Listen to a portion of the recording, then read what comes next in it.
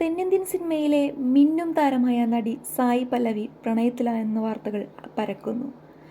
വിവാഹിതനും 2 കുട്ടികളുടെ അച്ഛനുമായ ഒരു നടനുമായിട്ടാണ് താരം പ്രണയത്തിലായിരിക്കുന്നതെന്ന് തെലുങ്ക് മാധ്യമങ്ങൾ റിപ്പോർട്ട് ചെയ്യുന്നു.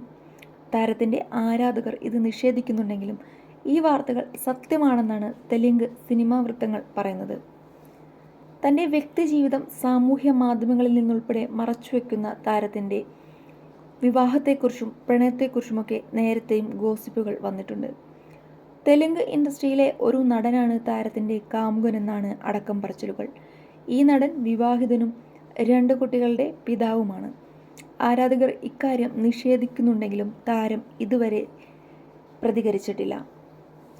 2015 പുറത്തിറങ്ങിയ മലയാള സിനിമ പ്രേമത്തിലൂടെയാണ് സായി പല്ലവിയുടെ അരങ്ങേറ്റം. പ്രേമത്തിലെ മലർ മിസ്സായി വന്ന് ആരാധകരുടെ മനം കവർന്ന താരം പിന്നീട് തെന്നിന്ത്യയിലെ തിരക്കുള്ള നടിയായി മാറി.